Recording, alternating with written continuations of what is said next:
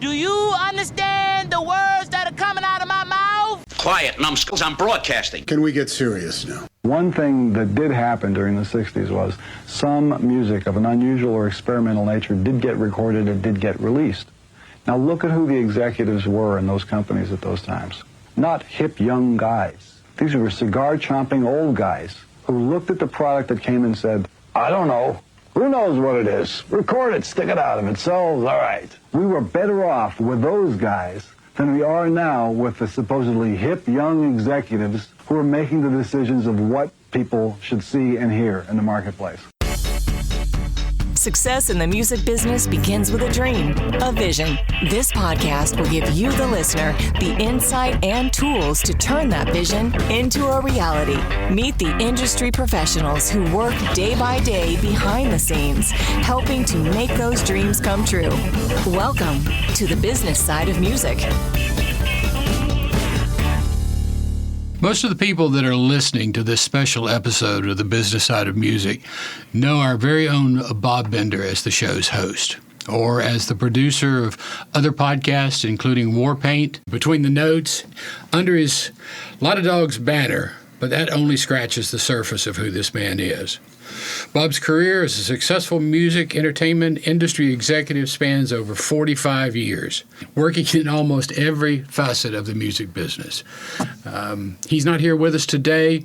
We're doing this episode to celebrate him, and there's a couple of people here that'll introduce themselves as we go along, and we're just going to try to spend some time talking about Bob and about what he and the people that he has brought into this have created. Hi, Chuck. Thanks. My name is Jack Sharkey, and you know me from the Between the Notes podcast, which came about over a Mexican dinner up at my place. Bob and I had known each other through business and things for a couple of years, and we'd face off with each other on Facebook once in a while, and we were just really slowly developing a really nice friendship. I had him up to the house, and I had this cockamamie idea for a couple of years to just tell the weird stories about music, the things that we don't typically talk about, and he bought it. He loved it, and he made it a really, really good show. And we did about a year's worth of episodes, and we had a blast. There were more edits, there were more laughs edited out of our podcast than was actual airtime, and it was just, I would leave here and go like, I don't even care if anybody ever listens. I'm having a blast doing this thing, you know? Amazing. But because of Bob's power and ability and just sheer will and talent, we got listeners, which was kind of shocking to me, and it was a whole lot of fun. And then, you know, about a year ago or so, we stopped production on the podcast because it was just a lot of, Bob had a lot of irons in the fire, and it was just a lot. And, you know, my middling little, couple of hundred listeners a week podcast, just, it was just more work at that point than it really would have been worth. So, but Bob was like, wait, I kind of dig the whole aspect of things and stuff. So let's do special episodes. And we would come up here and we wouldn't have a script. We'd be like, what do you want to talk about today? And he's like, let's talk about this. And we would go for 45 minutes and just shoot the breeze. And as things progressed over the year, it was something I really looked forward to doing because it was a chance for me to hang out with a bud and just talk about whatever. And, and I would say, hey, I was listening to this guy or listen to that girl. And he goes, oh, I know them, or I dealt with them. And then he would tell me these stories and these things of his life on the road. As Chuck, and certainly, Chuck, you definitely need to give a little background on who you are and what your experience in the industry is, and with Bob, as well. But, I'm not in the industry, so to speak. I'm on the other side of the industry. So to me, it was always, it was a delight to know a Ringo Starr or, a Billy Preston or whoever it was. And you go, oh, yeah, I was in a hotel with this guy, I did this, or I had a conversation with him. And it was just like, it was like me talking about the guy that cut me off on Nolensville Pike on the way over. It was just no big deal, right? Not starstruck. No, and so I'm joined over here with Chuck with a really, really special person who we're so happy to have her with us today because you know more about the business side of music possibly than Bob knows about it, which is really saying something. So, I can ramble on. Chuck, we're going to ramble on a little bit here and then tell some stories, but since you came in, Patty, I just want to introduce Patty Sabella to the podcast. It's really exciting and special to have you here today. So why don't I throw to you a little bit? Let us know a little bit about who you are and why you're here. Well, as you know, I was married to Tom Sabella, who was the founder of Business Side of Music podcast when it was just a little thing. And he kept at it and made his connections and so believed in the music business and the music industry in every walk of it, whether it be the performers, the people behind the scenes. He had his own experience when he was younger and was in a Christian rock group and had cut albums of his own, and they had toured. He had a studio, so he also had the background, and he was always wanting to educate musicians. And when we came here from Ohio and he wanted to start into something, first he started as a consultant, but then he really grasped the broadcasting podcast aspect in its infancy and had started that. And with his connections, he started to perpetuate the interview type format. And as you know, it's hard to get to know people when you first move to Nashville, especially when you're in your 40s. Yeah. But he had connections, and God blessed him with all of that. And so he carried on. He enjoyed it immensely. And as the audience grew, he did meet Bob through, and I can't remember how he actually met him, but they were just like, brothers from another mother. They became peas in a pod almost instantaneously. Right, Yeah. with both of their love for the business and the music industry. So in pre-show, Bob talked to us a little bit about the show and how proud he was of it. 7 years, 340 episodes, is that what he said? That's what I've been told. Isn't Yeah. that amazing? Yeah, I mean, and thousands of listeners, and the guest list is extraordinary. And one of the greatest things, again, and I speak as a guy who's been on the periphery of the industry for years, who is a music nut, loves the business, the whole bit. And as that guy, and Bob would say, well, I've got 6 shows in the can, I've got 8 shows in the can, I've got people who are sending me books that want me to read, and it's like, I don't know if I want to do this one, or I don't want to do that one, and to me that's the sign of like uber success in this end of the business, when you've got people who are coming to you to say, I want my client, I have an author, I have this, I want them to be on your show. I mean, you've made it at that point, as opposed to a lot of attention, yeah. Right, know. So that was one of the things that I found most thrilling to be involved with, as I saw how this was growing and the passion he had for it. And Chuck, you kind of threw us into this, and then I took over, and then Patty and I were talking. But it's really important for us to know who you are in your relationship with Bob, because you go back a long, long way with him. I do, yes. My name's Chuck Thompson. I helm the Thompson Entertainment Group. I've been in the entertainment industry now for 45 years. And actually, it was in some of that work that I first met Bob. He was...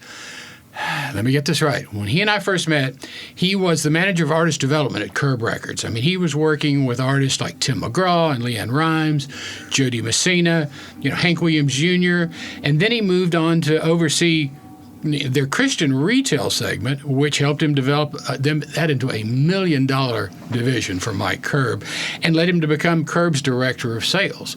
So we were in the same sphere and ran into each other, in industry events and that type of thing. But we really never got to work together until much, much later. When Bob was entering the tour manager phase of this incredible career that he's had, he was part of the 1989 Ringo Starr All-Starr Band tour, and tons of high-level concert tours, but he was also working with a young man named Eric Durant.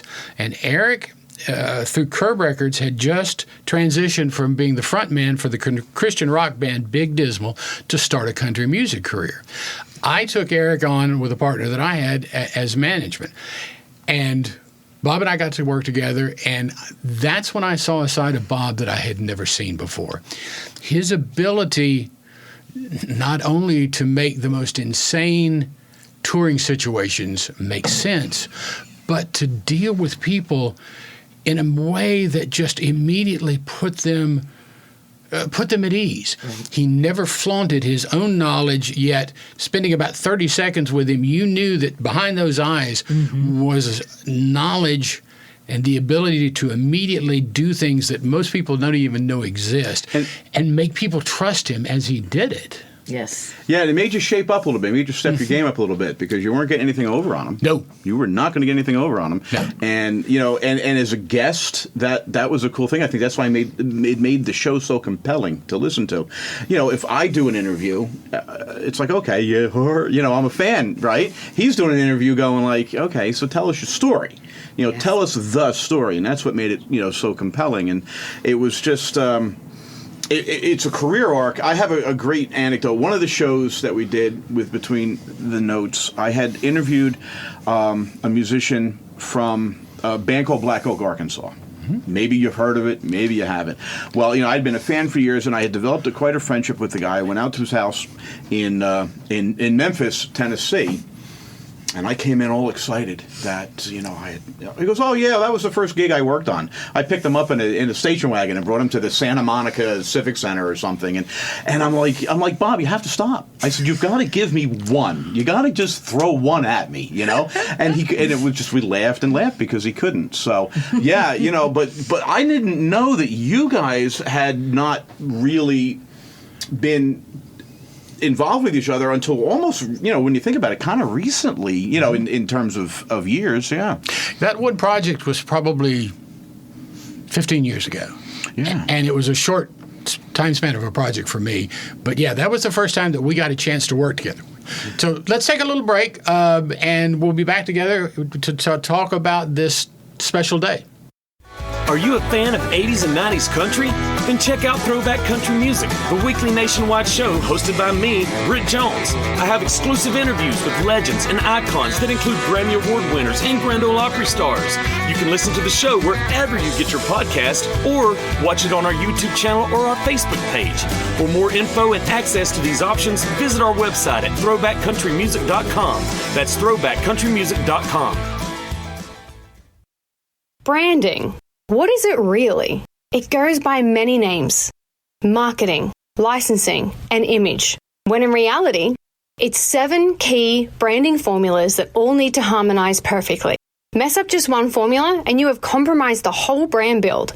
Dead Horse Branding facilitates all 7 formulas under one roof, building, promoting, and marketing all brands at all different stages of their level. We are a marketing team's dream, and we were built to service talent, artist managers, record labels, independent artists, iconic brands, legacy estates, and startups. Rooted in music and seated across other industries like fashion, various talent, hospitality, authors, interior designers, lifestyle brands, and corporate entities. The 7 branding formulas do not discriminate. 7 branding formulas, all in one swift movement. Sick of beating that dead horse? Come to Dead Horse. Please visit us at deadhorsebranding.com or send us an email to info@deadhorsebranding.com. You're listening to the business side of music. Hey folks, welcome back to the business side of music. My name is Jack Sharkey. I'm joined here today with Chuck Thompson and Patty Sabella for a really special episode, a bittersweet episode, and let's be honest, a melancholy episode as well. Our best buddy in the business, a guy that we're at the drop of a hat when he asked us to come out here and help with this episode, I think all 3 of us were like, yeah, what time? I got to be there right away. And so Bob's been struggling. He's been on a path for the last I guess a year and a half at Yes. this point now. And, it was time for some of his support team. And I'm honored. I know, Chuck, you're honored. Patty, you're honored. Absolutely. Very much so. Right, Yes. to be a part of that support team, to come on up. And before I throw back to you, one of the things that gets so often overlooked when, and we've all been down this road, we've all had these situations, but Bob wanted to make sure, and Bob intimidates me, he scares me a little bit, so if he asks me to do something, I'm going to do it, so, but to make sure that we really thank his wife, the love of his life. Debbie has done an amazing job. She's been here every time I've been here.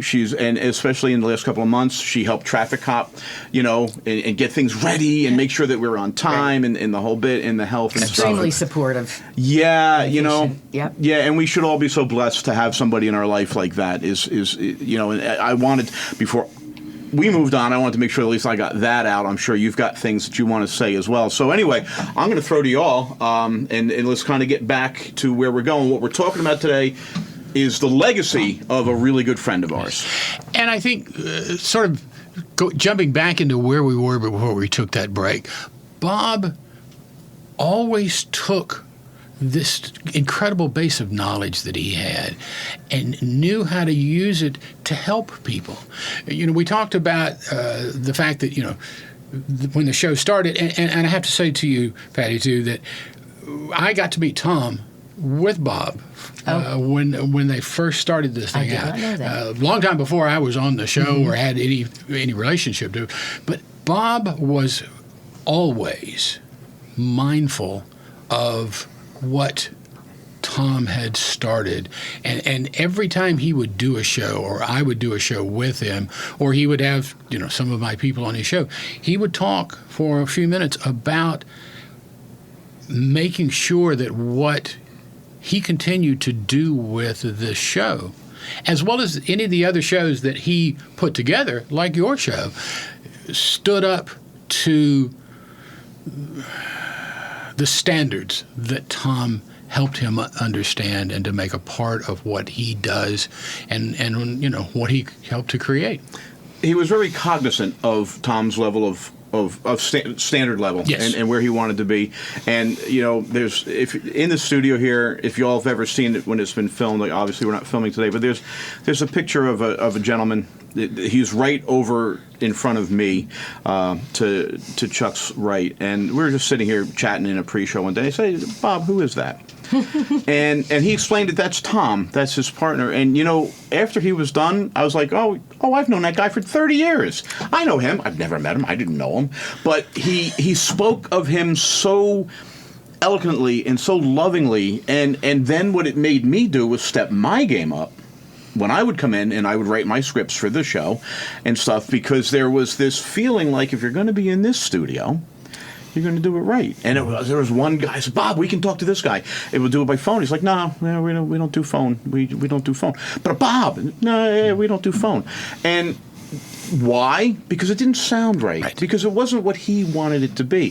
So, I'm not a kid, and I've been around for a long time, but I learned in 2 years working with Bob, and then by proxy working with Tom, about the podcast industry, that I have no fear now. And that's what he did. He did a beautiful thing. Just do what you're doing. And what Bob never once did in any conversation I've either had with him or been around was sort of lorded over somebody that he knew, the people that he knew, or that he did the things that he did. No, he was very humble. Right? And you've been in the industry a long time, and you're a humble guy, but you know that's the exception, not the norm. No, absolutely. Right? Absolutely. Not a name dropper. Yeah. For their own sake. Yeah. He would never tell his own story. Never tell his own story. And as you said a minute ago, things would come out of his mouth as just regular, this is a piece of conversation. Yes. And you would realize that this is a portion of history. Yes, Yeah. exactly. Yeah. Exactly. Yeah, you're talking about somebody that is recognizable on every corner of the planet, and you're talking about him like, yeah, well, we went and got a cheeseburger after a show, and I'm like, come on now. Right? Seriously, really? Yeah. But for me, and what I do in this industry too, there was another side of Bob that I just had this incredible respect for. And it really plays into what we've been talking about here. When I have an artist and I put them in front of someone to spend time with, to talk with, to be an interview or do any of those kind of things, you're always a little concerned. Is the person really prepared for this? Do they know what they're talking about? Are they going to make it about them?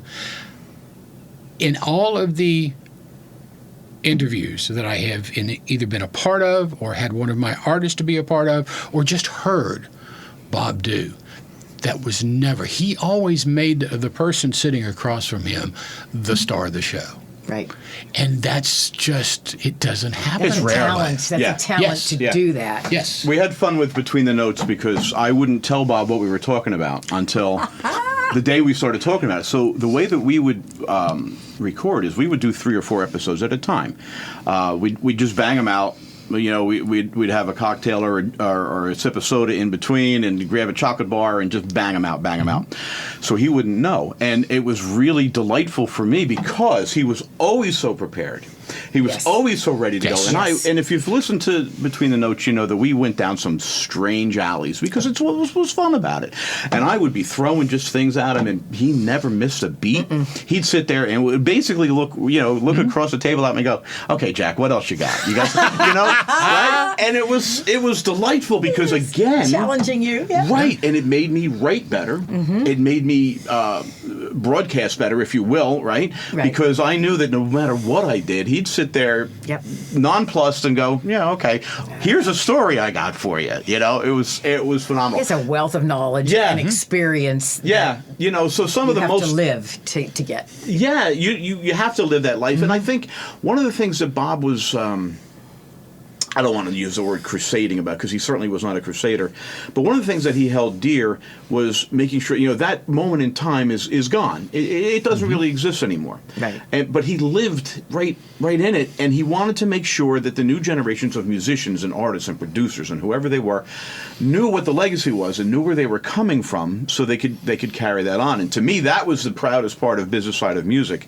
And Between the Notes for me was that you felt like you were doing something for the next generation, and we all know we get to a certain age, and that's what it really kind of becomes all about, you know. So that's another reason why I love being involved with this as much as I did. And I think the people that wanted to be on the business side of music were realizing that it was almost like they were there to chronicle either something that happened great or an experience that needed to be saved or information that was going to be valuable to these musicians and these people in the industry, because it was an incredibly well-known producer one day, and it was a guy who does publishing the next day, and someone who does accounting the following day. Or the CEO of Gibson flying in to do the show, and he can back on his plane and go home. That's big. You know, that's let's think about exactly the draw of that, and it speaks right to what you're saying. Like on any given week, Bob has respect. He has respect for the people in the business, and they respect him as a result of that. Yeah, and that's what made the show. I mean, what was #1 in Algeria? It's #1 in France. It's #1 in Japan. Every week it was like, I'm #1 here, and it started out as kind of this little bit of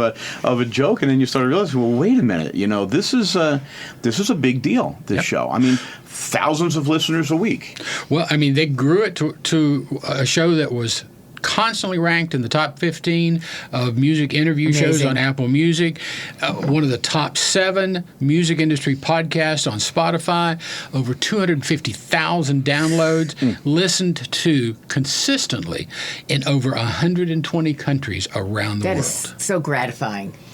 Right? Yeah. And you're making a difference. You know, and for you, it's got to be super special because you've seen the entire arc go all the way through. But Bob has taken it to another level, and he, you know, with his experiences too, he was able to have a wider reach, and he was able to elevate it. And, you know, he took Tom's vision and expanded it so much more. And because he had the talent and the congeniality with people, he was the perfect interviewer.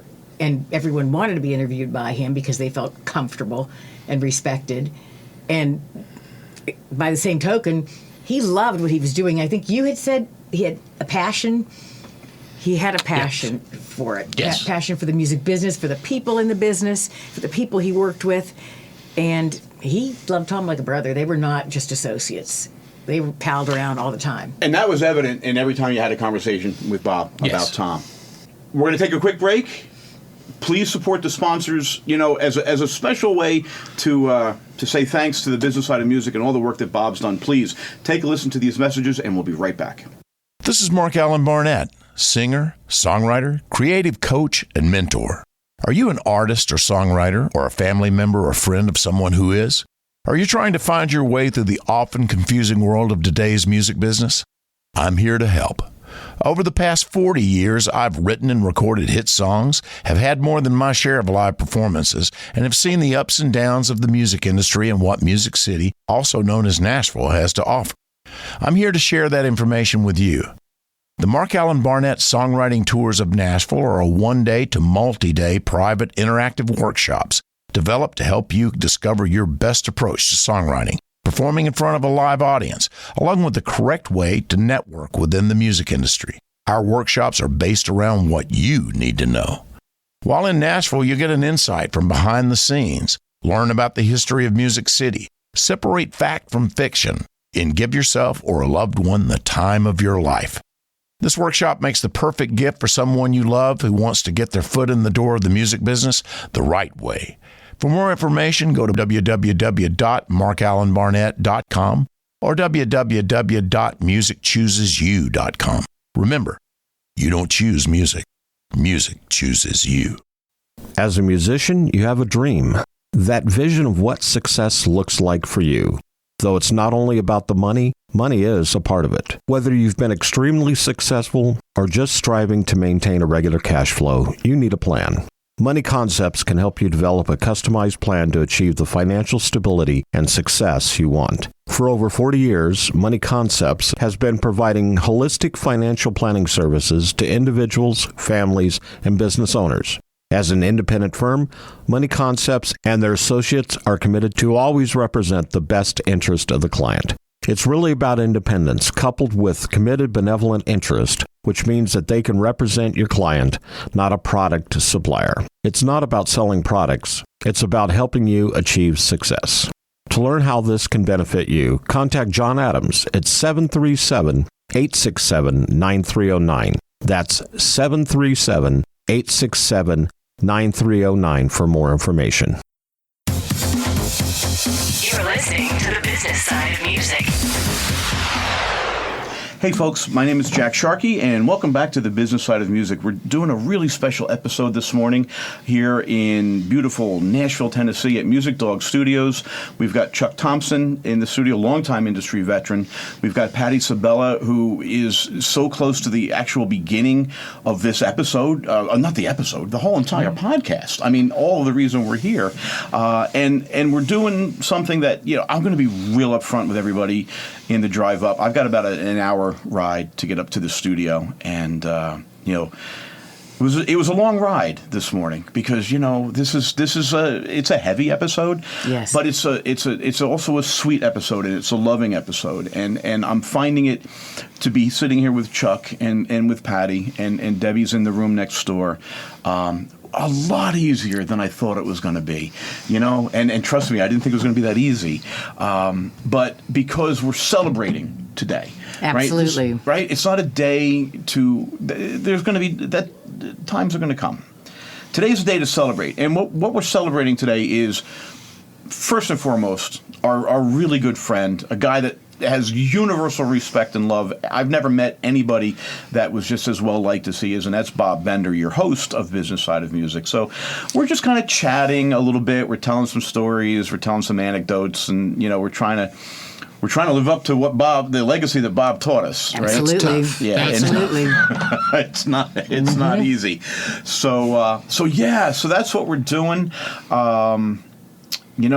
We're not saying anything other than, Bob, thanks for what you've done, and damn it, man, you made a really good podcast, and I was really proud to be part of it. So that's where I'm at today. Excellent. Yes, we're honored that you took over for it, and we thank the listeners for having such a positive response to everything, but he is a natural-born storyteller, and he's got a sense of humor, and he's got a feel for people. So it's almost like story time with Bob. It was every time he was on. Every time he came up, and that was the delightful thing. Featuring whomever. Yeah, whoever it was at that particular time. Yeah. And I think his ability to show that passion was the piece of the podcast that wove everything else together. Right. And I think I mentioned a minute ago how unusual it is to put your people on an interview situation like this and feel confident that it's really going to be their information and it's going to go well. I've had a chance to talk to other people in the industry that did not know that I knew Bob or knew that I knew anything about it, and they would bring it up to me and they would talk about how they wanted to get their people on this because it had come from this time where Bob and Tom were reaching out to people that they felt were important, to suddenly this realization that there was a place here that people could really be benefited and benefit others with it. And I never asked him how many, but I know that he got overwhelmed more than one time with the people who wanted to be on this show, because they knew what it was like and what it could do. So same industry, it was a good get. Getting on Business Side of Music was a good get, you know? Yeah. And think about, even today, of course, all three of us were like, Bob, whatever you need, we're here. Absolutely. Drop of a hat. So, sometimes you think, well, I'm going to come up and do an episode, maybe you're going to come up in an episode. It's like, no. It's taken three of us to do a single episode that Bob did of the 340 episodes that he just did on his own.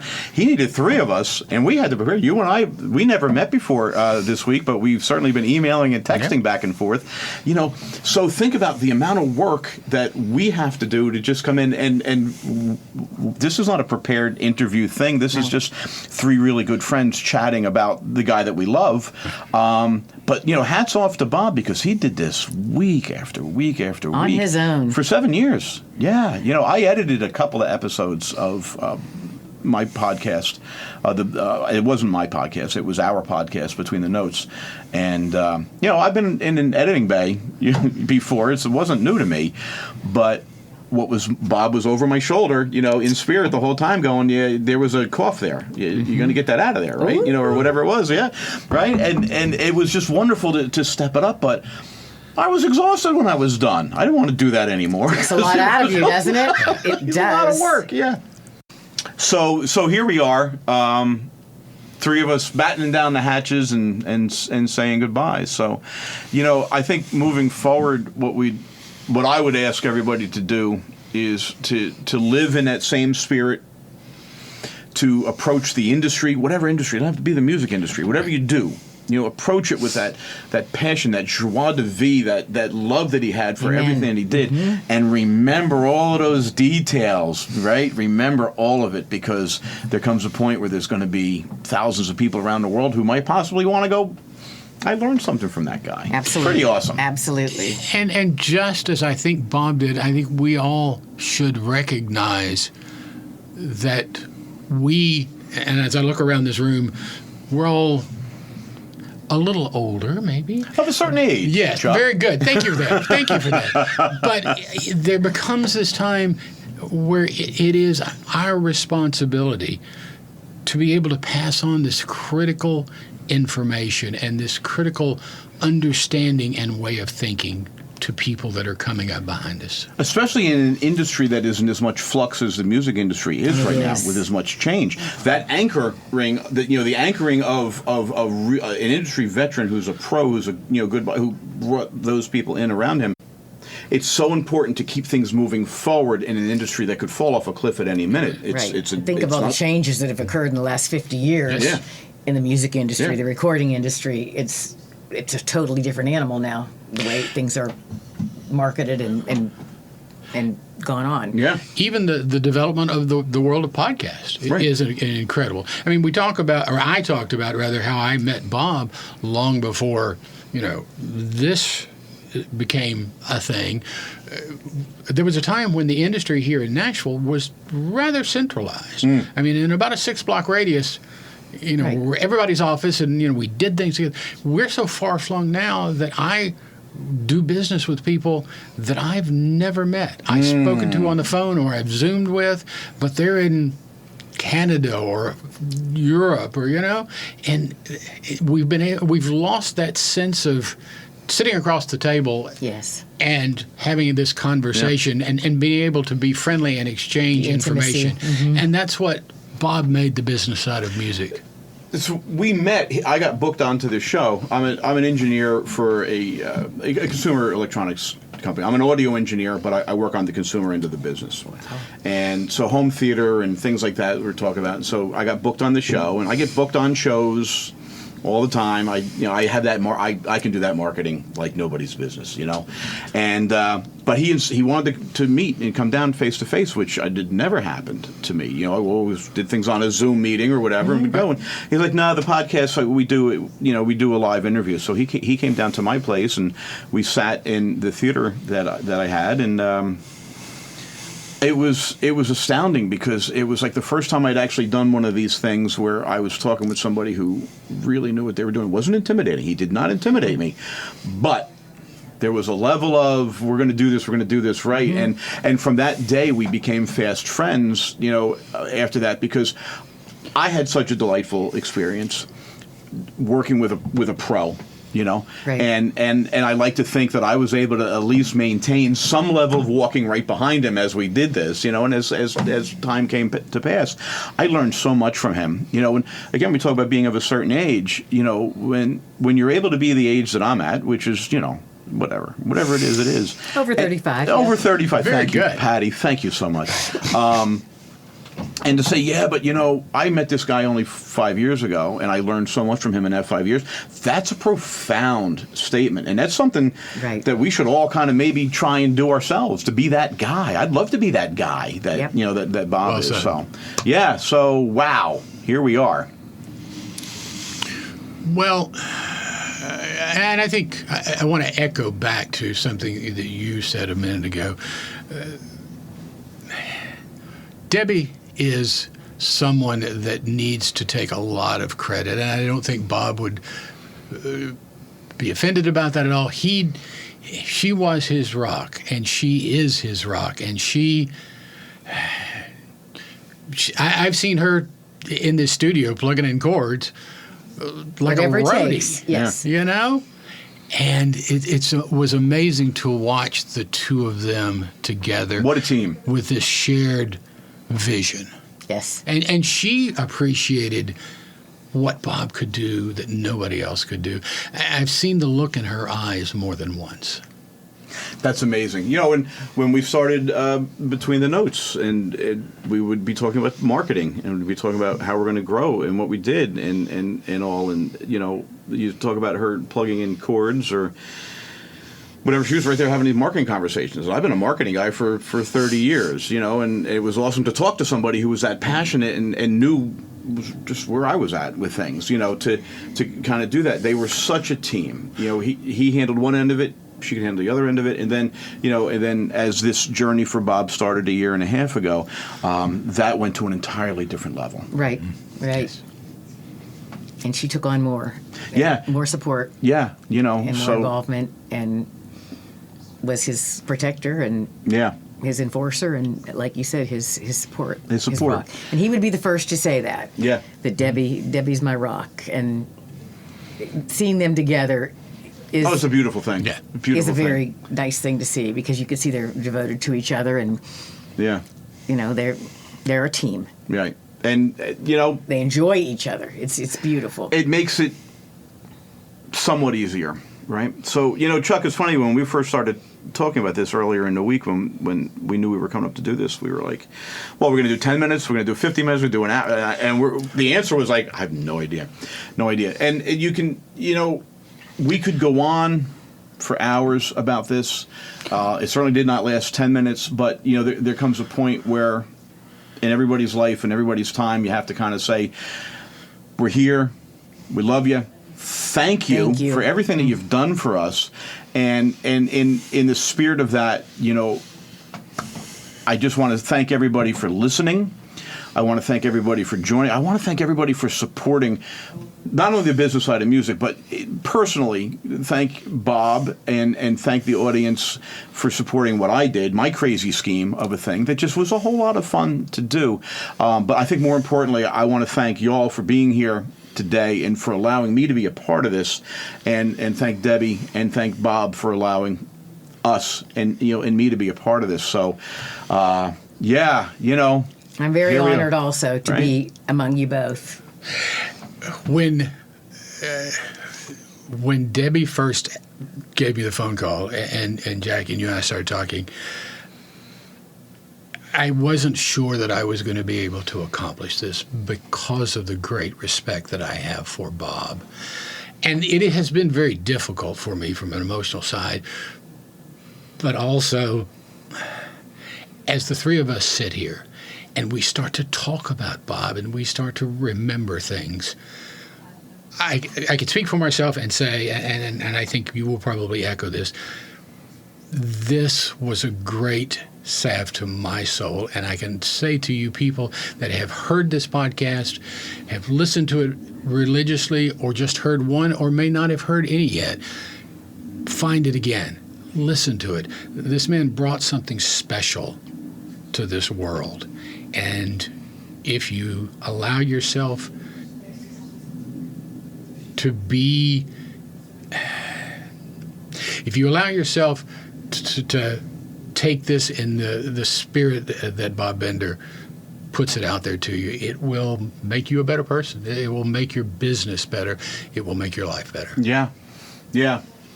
Debbie, Bob, Chuck, Patty, from the bottom of my heart, I love all you guys. Thank you so much for this opportunity. And Chuck, to go right back and say, it's an honor and a privilege to be able to do something like this for a good buddy. So thank you so much. Thank you. Thank you. Goodbye. Goodbye. You've been listening to this very special edition of The Business Side of Music. Filling in today, Jack Sharkey, Patty Sabella, and Chuck Thompson, who are all music industry veterans, here to show their respect for Bob Bender, who's been the host of this program for the last 7+ years. What a ride it's been since Bob and his wife Debbie took over the program in support of their good friends Tom Sabella and Tracy Snow, who originated this program. Now, anyone who has had, and that includes me, been around Bob and been a part of this show will acknowledge that they have benefited from Bob's wisdom, his kind and humble demeanor, and his consistent work ethic. But beyond that, he's made quite the effort to make sure that all the guests and the sponsors got to shine and use their voice to inform and enlighten. And isn't that what you'd expect from a great host and a good friend? Bob is both. What Bob's been able to achieve over the last 7 years has been quite remarkable. He's had a variety of guests from near and far, covering every aspect of this industry, the artistic side and the business side, and he's done it with patience and grace and style. That, my friends, is why this program has been so well respected and received all over the world as a gold standard of this sort of podcast. Of course, that in itself is a lot to be proud of, but Bob is not just about the talk, he's also about the walk. He's quite the pro. He's pretty humble about it, but actually he's done quite a few amazing things in his crazy music career. He's worked with some of the very best artists and names in the industry as a record company executive, as a talent scout, an artist development consultant, a tour manager, a promoter. I could go on and on. Bob has paid his dues. And at the end of the day, he's a real down-to-earth, loving family man. I think he's quite a guy. I also think that's what prepared him for this job. And also with Bob, there's no way we can adequately thank him enough for his wealth of knowledge and his willingness to share with so many people. If you've heard the show, you've benefited from that. We know who you are and are grateful. So Bob, Deb, family and friends, both in and out of the music business, and of course, Buddy the Music Dog, we want to offer you best wishes going forward. Everything you do, every endeavor that you may take on, they wish you well, and with gratitude, thank you from the bottom of their hearts. for all the support and love that you've given them. May God bless you all.